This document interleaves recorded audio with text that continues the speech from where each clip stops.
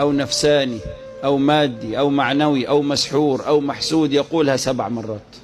سبحان من ملك فقهر، سيهزم الجمع ويولون الدبر.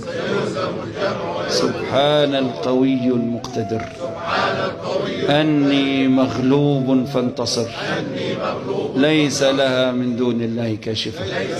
سبحان من ملك فقهر، سيهزم الجمع ويولون الدبر.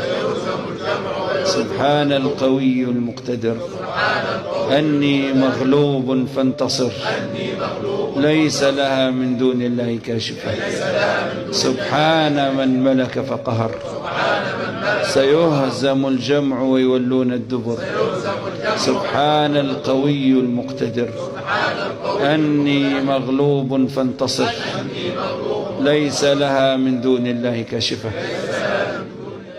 نعمل ايه علشان ربنا يفك الكرب ده؟ ما فيش كرب وفيها رب. سيدنا النبي علم السيدة أسماء بنت عميس: يا أسماء، ألا أعلمك كلمات تقولهن عند الكرب؟ قلت بلى يا رسول الله. قال: قولي الله الله ربي ولا أشرك به شيئا. دي تفك الكرب.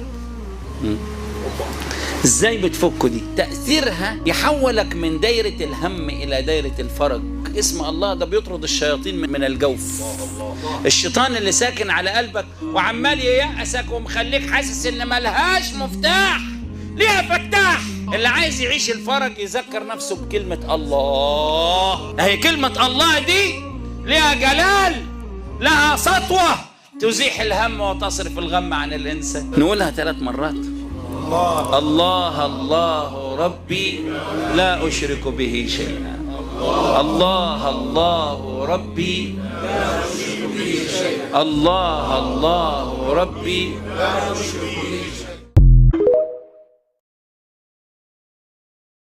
أول حاجة نهتم بيها في شهر شعبان الصلاة على النبي، لأن إن الله وملائكته يصلون على النبي نزلت في شهر شعبان، وجبرت خاطر حضرة النبي في شهر شعبان. فاللي عايز يستمد من نور الفرج، اللي عايز يستمد بما يرقى به لأعالي الدرج، اللي عايز يرقى إلى مراقي الرضا كله، اللي عايز سعادة الدارين وسيادة الكونين، يصلي كتير على حضرة سيدنا النبي، لأنه قال: إذن تكفى إيه؟